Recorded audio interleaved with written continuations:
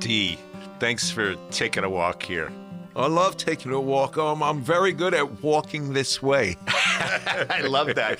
So, if you were to take a walk with someone living or dead in the world of music, who would that be with, and where would you take that walk?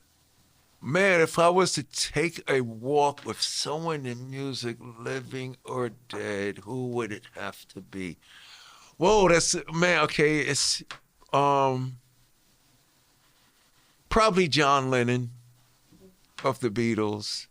Because one thing I like about John Lennon is outside of all the media and the Beatles breaking up and stuff like that, he was very courageous.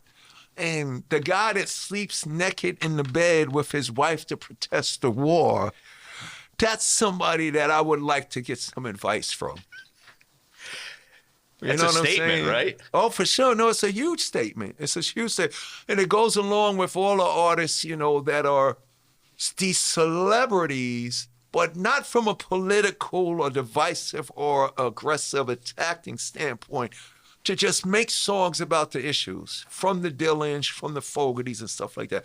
But it would have to be John Lennon. And from the point of, I love what he did after he left the Beatles. Where do you think maybe you guys would take your walk?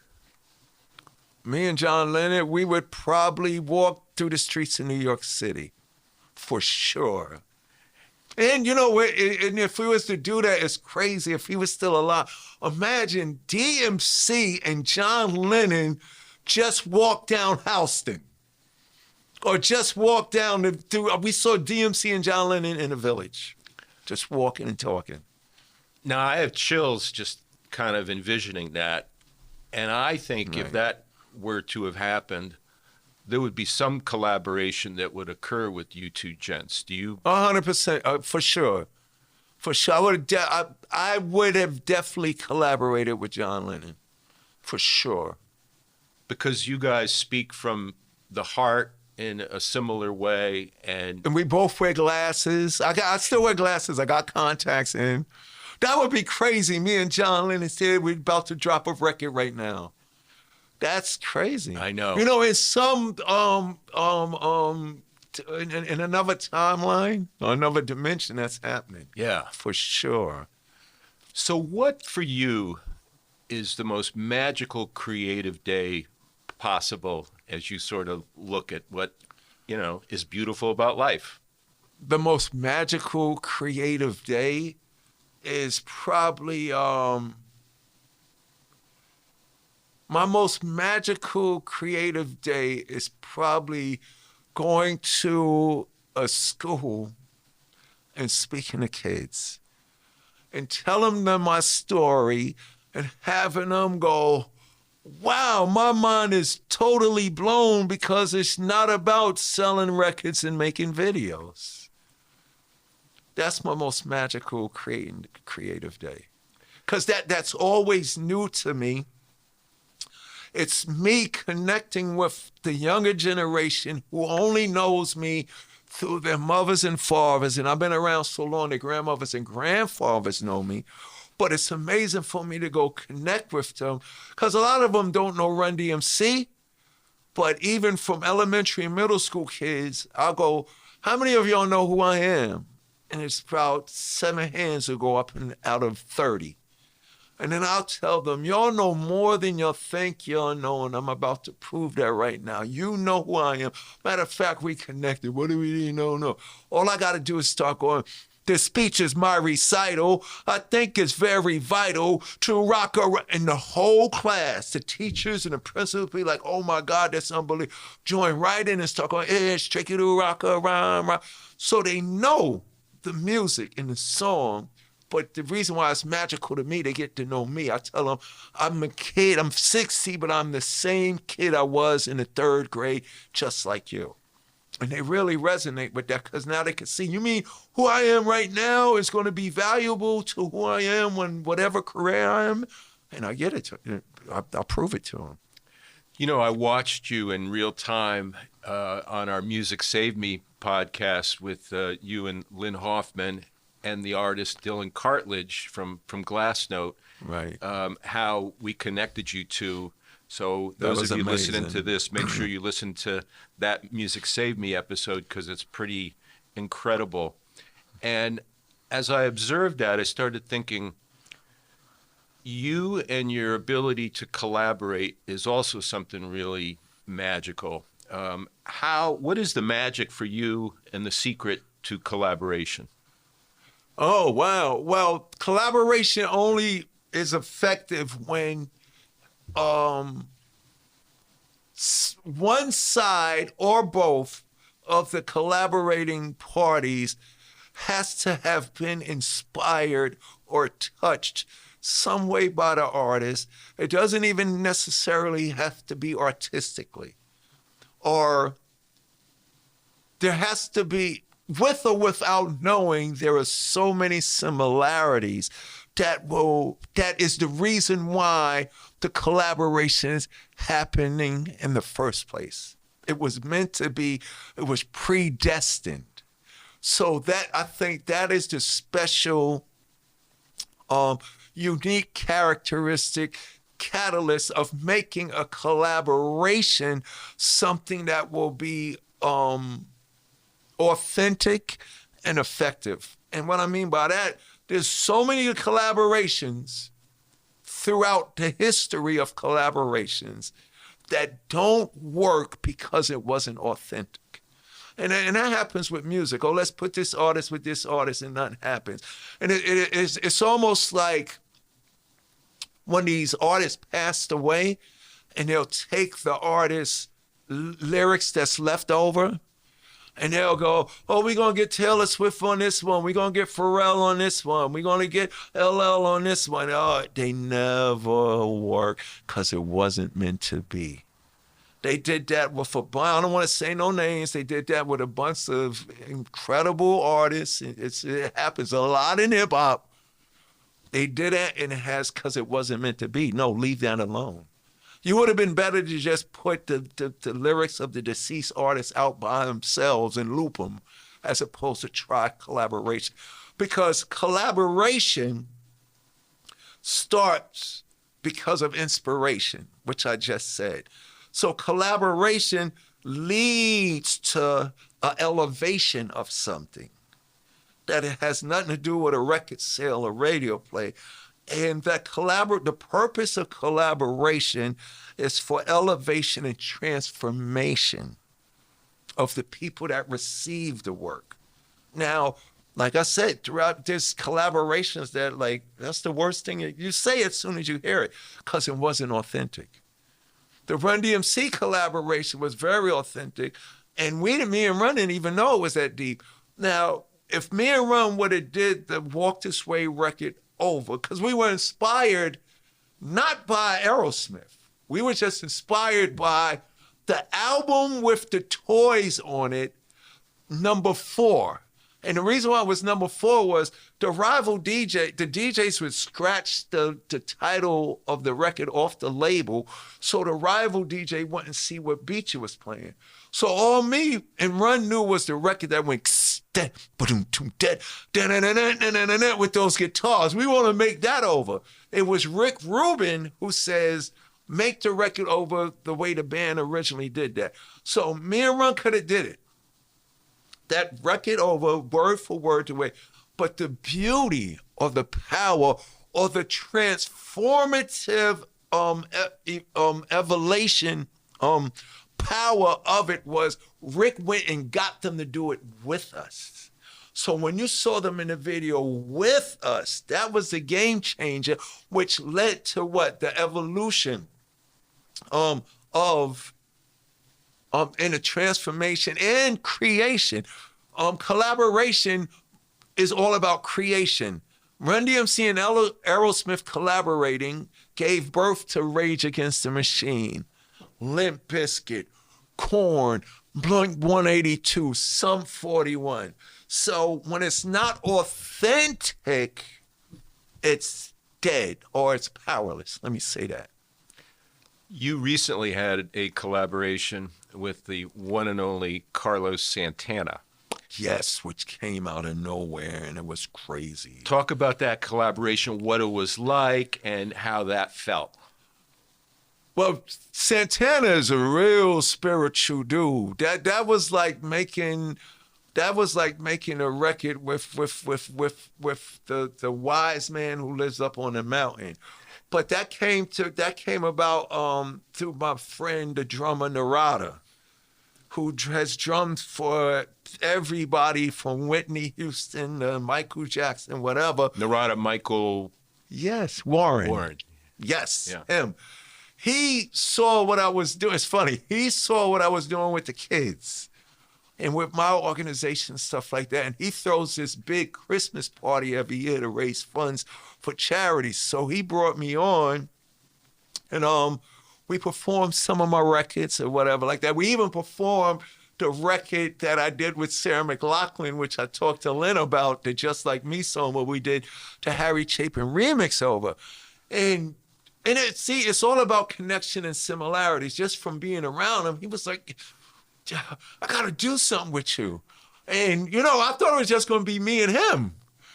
He comes back and says, yo, I got to call Carlos Santana. I mean, Santana was what, DMC? Yo, I love that guy. I love what those guys are about. And then at first, it was going to be a record. It was going to be a tribute to Santana's wife. He was doing it. But the emotion and the collaboration grew into a bigger purpose. He had to make it more universal. So what he was trying to express for his wife, Santana's, was to know, we got to make sure everybody feels this. So collaboration is about participation. It's something that is not just for you or the two entities alone. It's for the universe. And that's how that came about. I love it. So I was on it. I was like crazy. And then I was intimidated because I was like, I got to make sure my rhyme is tight. And the other thing that's important about collaboration is don't get too intimidated. Collaboration works perfect when you just do what you do. Don't let me try to do what Santana does. Santana ain't got to do what D does. When we just do what we do, even though it's familiar to both of us, it creates something new for everybody to experience. So collaborations is about new experiences for all parties involved, the creators and the receiver of the collaboration. Well, you as a creator had a recently new experience, and I want you to talk about your children's book, what that was like, and how the spirit of that, obviously, at its core, is your special love for children and connecting with them. Right. But talk about this project and what it means to you. Because we are all those kids that we are always the kids that we always are. I don't say were. We are always the kids that, so that came about because at first I was doing the paid college lecture set. You know what I'm saying? And I would go into the universities, and it was a story of the Run DMC, hip hop, culture, comic books. It was everything me. And most of the kids is thinking I'm just coming here to talk about my Run DMC career. But then I go into being in Catholic school and being teased and bullied on, and what it was like growing up in New York, 70s and 80s, to walk this way, my Adidas and all of that. So this was on a Page College lecture set. When I would finish, all of the people that hired me was like, the educators, you got to take this to the high schools. And so you know me, and Lynn knows me. Okay. So I go to the high schools, not for the paid, because I don't want to take money out of the school. So I go, the very same thing that I just did at the colleges, that I got paid for, all of the issues, all of the circumstances, I do at the high schools. Teachers, parents, oh my God, what did he say to them? My kid's attitude changed, this and that. So now the high school principals and educators, you got to take this to the middle schools. So the very thing that I took to the high schools and the colleges and the high schools, take to the middle schools. Yo, what's up, yo? I'm Darryl McDaniels. I grew up in Queens, New York. Run DMC, boom, boom, boom, boom, boom. Those people, you got to take this to the elementary schools. So when I was going into the elementary schools, I don't go in there and go, hi, kids, I'm the first rapper. No, I go in there and I'm Darryl McDaniels, but I knew I needed something that the kids, because the middle schools, high schools, and the colleges and everybody up, they got my albums, they got the videos, they know it's tricky. Even if the middle school kids don't know Run DMC themselves, their mothers and fathers and grandmothers and grandfathers gave them a 410 lesson of know-it-all of what Run DMC is, so the kids are familiar with me. The younger elementary school kids don't know, you know what I'm saying, because they're kindergarten to fifth grade. But here's what they do know. Because of TikTok, because of Sonic the Hedgehog movies, any animated features that always put Tricky in there, they know me. So the kids, this generation of kids, I'm not Run DMC. I'm DMC, it's Tricky TikTok Sonic the Movie Man. So once they know, he's the guy that did, so now I got him. So now I can go talk to them like they're my, I can talk to them like people. I'm talking about, I sit there with first graders, second graders, third graders, fourth graders, and fifth graders. Yo, what's up, y'all? My name is Darryl, and I always do Q&A with them.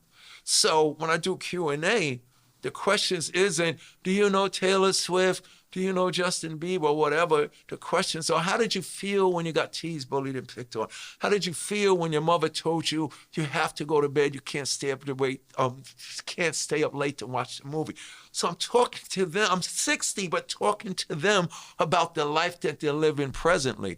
So the book came about because I would go to these elementary schools and speak.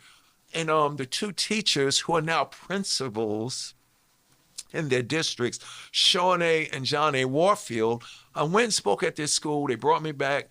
And the second time I went back, they was like, D, this is crazy. You got to do the book. And I was like, no, I don't want to commercialize any the good I'm doing. He was like, okay. Brought me back a third time. And he was like, D, you have to do a book. And I said, okay, here's the deal. I'll do the book, but I need y'all to do it with me. Why? Because the teachers are with the kids on the front line. They know day to day how these kids, I got the story, but how do I communicate it to them? So we came up with the idea to do a book about me in the third grade getting teased, bullied, and picked on.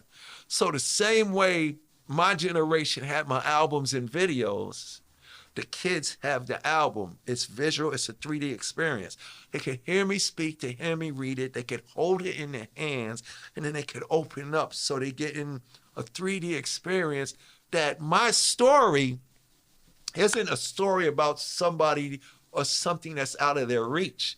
I'm in the classroom right with them. I'm in the lunchroom with them. I'm after school. So when they see my story, even as though it's DMC, that it's Tricky TikTok man from the movie, they see me on their level, that I'm not above them or better than them. I'm one of them and they're one of me.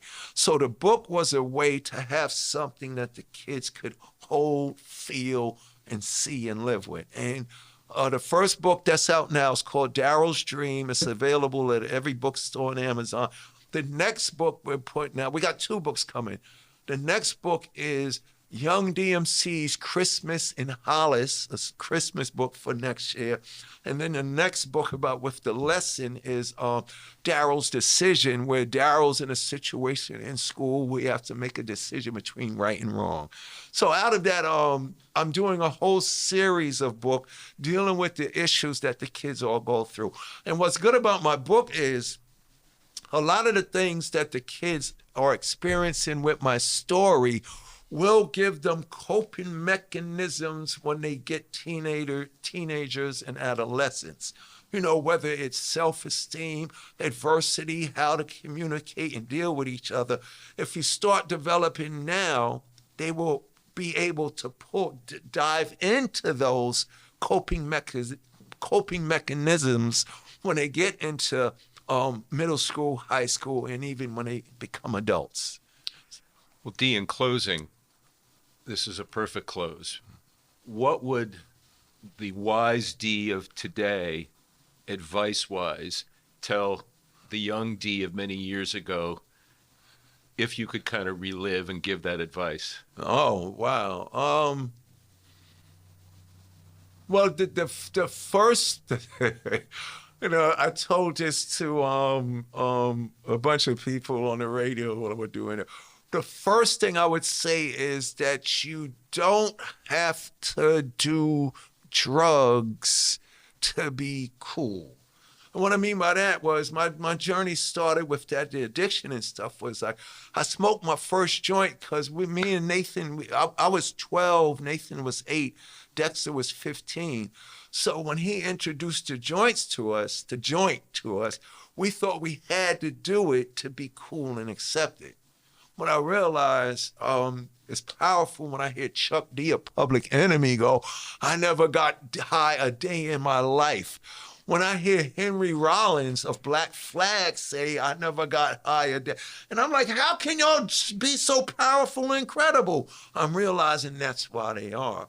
So I would tell the Darryl, you don't have to do things that you don't want to do to be cool and impress people or fit in. Because that's where a lot of my issues started. I wanted to be accepted, and I wanted to be a troublemaker. Like I spoke, Lynn said it perfectly. Yeah, when I was with the therapist, all you had to do is say no. That's the best advice. You don't have to do anything that you don't feel good about doing. Dee, thank you for all you continue to give us and inspire us and your generosity. And thanks for being on Taking a Walk. Thank you. Thank you for having me. Awesome. Yeah, that's so cool.